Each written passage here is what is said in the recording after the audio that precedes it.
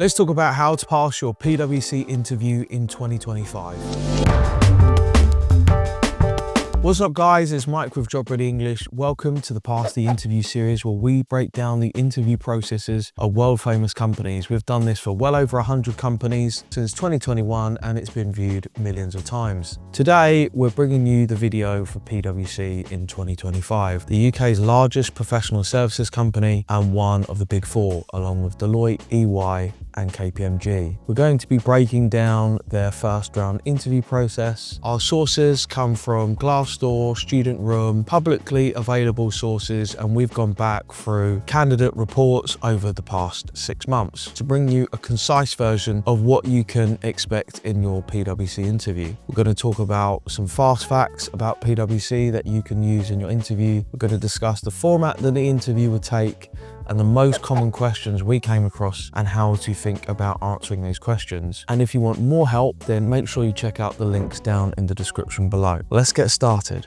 PWC recently celebrated its 175th anniversary. It is the UK's largest professional services firm and its income grew by 9% to £6.3 billion in 2024. From this, partners earn an average of £862,000. PWC remains focused upon AI and how it is disrupting the business landscape and released OpenAI and Harvey internally to leverage artificial intelligence within its organization. 95% of PWC's energy now comes from sustainable sources, and in 2024 PWC was voted in the Times Top 100 Graduate Employers and in the Top 100 Employers for Social Mobility. So what can you expect from your PWC first round interview? Well, if your graduate is going to be a video interview through HireVue. This is going to be a one-way video interview where the questions are going to come up on the screen. Now during the interview process you can expect to have 2 minutes to answer and 2 minutes to think about your response. Now 2 minutes to answer breaks down to roughly 150 to 200 words in a script. You can expect up to 6 questions and potentially a 10-minute case study where you have 5 minutes to present as well, depending upon the role that you are applying for. Now, unfortunately, today we don't have time to cover the case study, but if you want to know more about how to pass your case study, check out the link in the description below. We are, however, going to be covering an example of a situational judgment question that you can expect and how to answer these questions. So let's go through some of the most common questions, and we're going to be finishing off by covering an example of a situational judgment question of which you can expect probably 2 or 3 of these depending upon the role that you are applying to. So first of all, here are 7 common motivational and competency questions that you can expect to come up in your interview. Now as ever, it will change based upon the role that you're applying to and the location that you're applying from. I know that there are people who watch these videos from all around the world, and we try to do the best that we can covering an incredibly large company across many roles. Question number 1, why this role?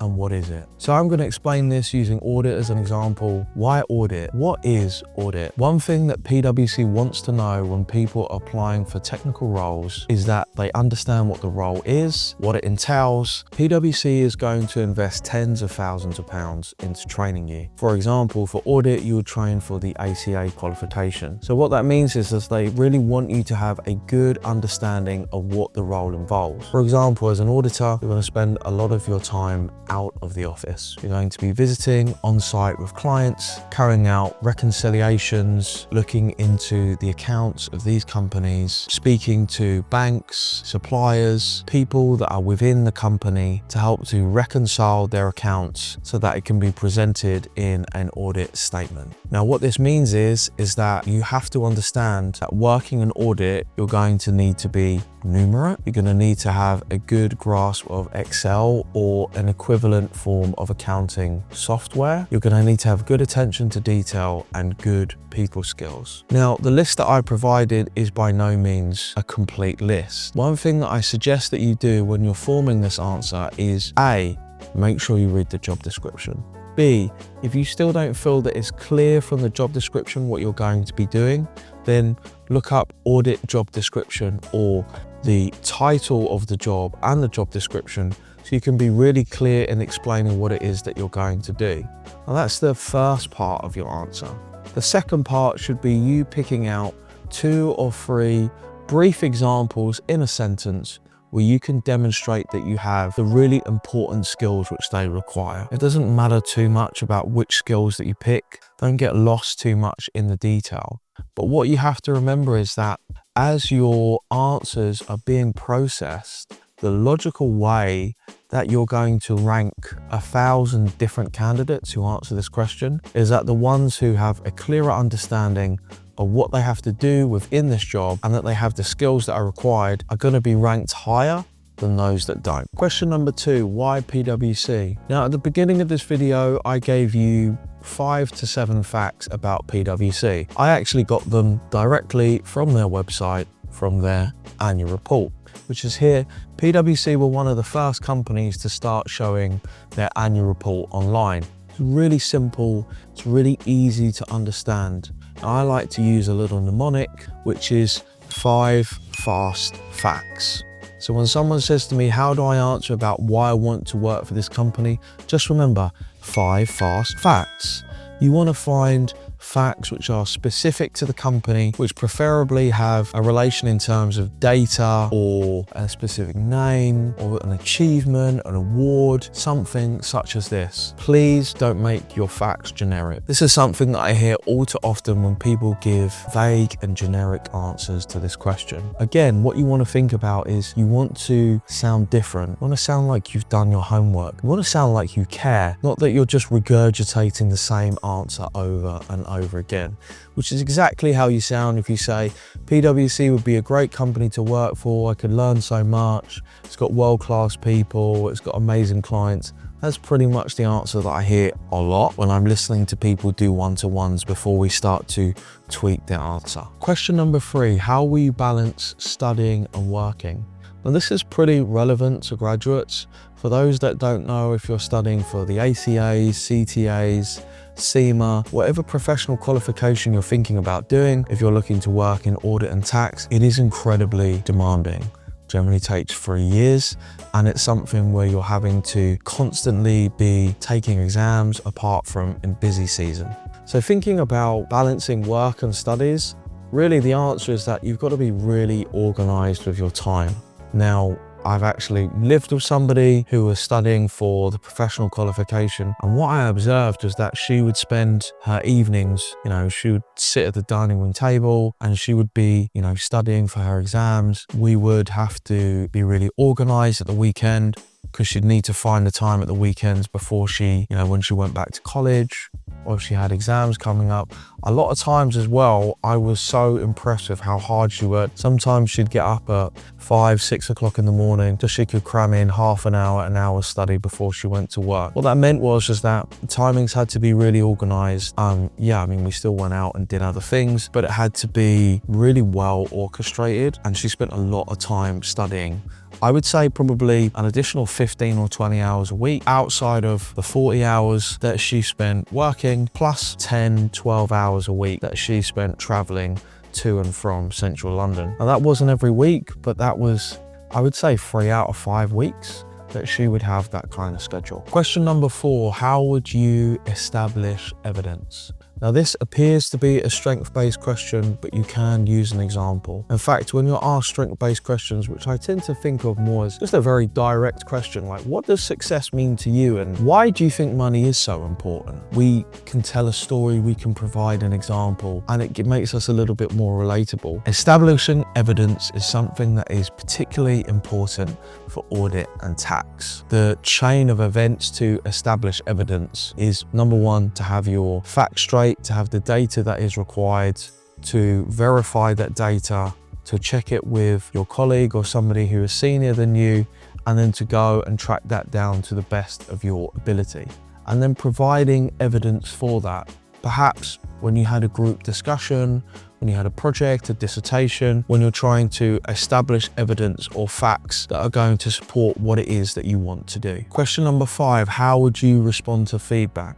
Now, feedback is an incredibly important part of the professional process. In order for you to learn and to grow, whether that be as a graduate or professional, you're going to want to seek and find managers, mentors, people who are further along than you within the working experience that you're looking to have. Now, there's a bad way of receiving feedback, which I tend to define as somebody who's quite closed off, who becomes defensive or resistant or tries to justify why they made the mistake. Now, the fact is that people make mistakes, people miss things out. People also need additional knowledge in order to be able to create a piece of work or to make that piece of work better. So the way to respond to feedback is actually to be really open to dialogue, and something that I like to be when I receive feedback is say, how could I improve this? How could I do this better? Is there anything that I need to learn? Is there something simple that I'm missing? Sometimes I might be making a mistake just because I don't have the relevant information required to get it to the standard that it needs to be. And then telling a story about that from when you've had that. Now, ideally that should come from your professional working life, but if not, it can come from your extracurricular activities or from your academics. Question number 6, how would you collaborate with disagreements? Now, we all need to overcome disagreements within a group. Very often I find with graduates, this comes from, a proposed subject or topic for a group project that they need to do for one of their modules. At work, disagreements happen often, particularly when you're faced with an unknown problem or a change of pace, change of idea. Maybe the client has changed something that they want and you're dealing with your colleagues rather than with your manager. So the way to do this is to listen to other people, to go beyond your own ego, your own pride, and think to yourself, what is the goal that we're trying to achieve? What is it that the client wants? What does the professor want? What is the way that I can deliver maximum value to the thing that I'm looking to achieve? And then reverse engineer this process. It's not about being right. It's not about being the loudest person in the room. Often it's about being as helpful and as valuable as you possibly can be. Question number 7, what are PwC's values and how can you apply them? Now, this is an interesting question. Generally, interview processes are built upon a company's core values. Now, PwC has 5 core values, which are act with integrity, make a difference, care, work together, and reimagine the impossible. Now, something that I suggest that you do, and you will be familiar with this concept if you've ever gone through one of our courses, is that you structure staff stories. Now, staff stories are just your best stories and you relate them to each of these core values. So act of integrity, doing the right thing, making a difference, being of use, care, caring and showing empathy and compassion, working together, teamwork, reimagining the impossible, innovation. Now, ideally, if you can't match all 5, then match 1 or 2. I would say 2, just in case, though it's unlikely if you were asked to demonstrate a second core value. Now, finally, what I wanted to go through in depth is talking about how to answer situational judgment questions. Now, this is something that we have as part of course within Past the Interview Pack, which talks about how to deal with situational judgment questions. Now, these are increasingly popular across the Big Four, actually, in terms of delivering an answer for a situational judgment question orally. Whereas before you would have to rank out your answers, and now you're having to speak it out loud. So here's an example questions that I prepared, and I want to take you through the 6-step framework, how to think about answering this question, and an example of the answer, which would fit into the 2 minutes that you had to answer. Here we go. You are working with Fortune Motors. They are a long-time client in the auto parts manufacturing sector. Fortune Motors is known for its precise engineering and strict quality control. It follows traditional time-tested processes. Your advisory team recently proposed a change. It aims to help Fortune Motors capitalize on trends in smart automotive technology. The strategy is to add advanced digital manufacturing to their production lines. Your team believes these changes are vital for growth. They can boost efficiency and cut long-term costs. However, the in-person meetings at their corporate HQ was tense. It was a modern facility rich in tradition. It features high-tech control rooms and production floors with a legacy. The key decision maker, Mr. Henry Lawson, is a veteran. He has over 30 years in the industry. He is known for his no-nonsense attitude and for sticking to established procedures. He questioned the new technology's feasibility. He cited past initiatives that disrupted production and raised costs. His concerns were not unfounded. Past attempts to modernize some operations caused short-term setbacks. These experiences had made him wary of radical changes. After the meeting, he got more feedback. It said several department heads were also concerned. The heads of production, quality control and IT each oversee key parts of manufacturing. They worried the new strategy might conflict with their protocols. The production manager feared that advanced analytics could cause data overload. It might lead to misinterpretation and disrupt the finely tuned workflow. Meanwhile, the quality control head was worried about compliance. The IT director was anxious about integrating modern systems with old ones. What do you do?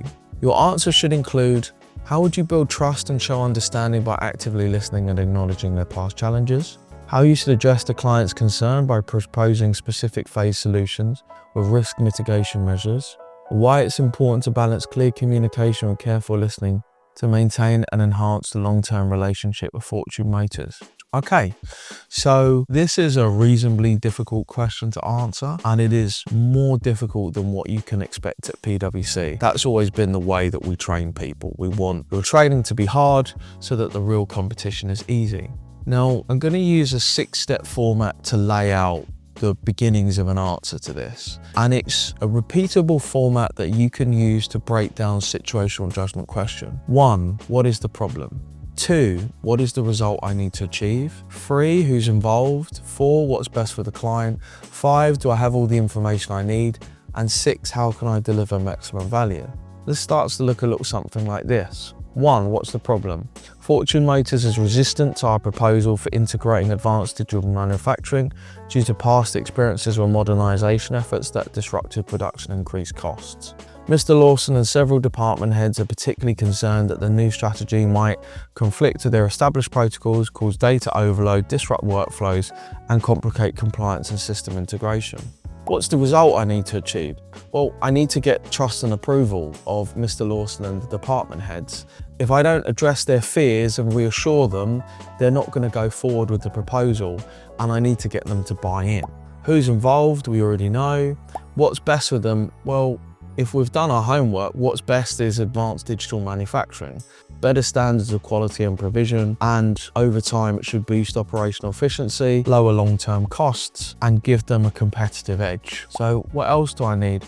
Well, I've gotten some feedback, but I could get some more insight into specific challenges and their specific problems that they're having, and how I can address this with the solution that we're putting forward. So how can I deliver maximum value? Just show some empathy. You know, essentially we're dealing with people who have had a negative experience, and they want somebody who is going to come in and address each of their individual concerns. And really, by mitigating risk, all I'm doing is I'm going to each individual person saying, hey, you know these 3 things that you're worried about? Here's what we're going to do for each of them. And this will create trust and reduce resistance. But then the answer sounds a little something like this. The problem is that Fortune Motors, a long-standing leader in auto parts manufacturing, known for its precise engineering and strict quality control, has significant reservations about integrating advanced digital manufacturing into its production. Past modernization efforts cause production disruptions and cost overruns, which have left key decision makers like Mr. Henry Lawson and several department heads wary of any rapid or radical changes. They're concerned about disruption, data overloads, and just difficulty integrating new systems with legacy technology. For Fortune Motors, the best outcome is a transition that enhances efficiency and reduces long-term cost without compromising quality and reliability. To deliver maximum value, we have to have an objective phase approach which aligns closely with their current operating protocols. We need to get some more detailed feedback on the challenges and have a customized risk mitigated strategy, so we can propose a pilot program with clear milestones, demonstrate tangible improvements on a small scale before doing this to a full scale, and systematically addressing each person's concern and breaking it down into a clear plan. So being methodical and data-driven to minimize risk and also build confidence in the new technology, moving towards integrating advanced digital manufacturing in a controlled and incremental manner. We can safeguard Fortune Motors' core values while positioning them for future growth and innovation. Now, if you want more examples of this, check out a link in the description below. I actually have done some improvements to this year's past the interview packs, where I wanted to release a book and a series of examples about how to answer video SGT questions, as they are pretty difficult, some of them, and having a formula and a tactic that you can use time and time again will give you a lot of confidence whenever you come across these types of questions. Guys, I hope that you've enjoyed this video. This is our first past the interview video of 2025, many more to come. Let me know down in the comments what you thought of the video, whether you've got an interview coming up, and what else we could do to help you or what companies we could cover. Bye.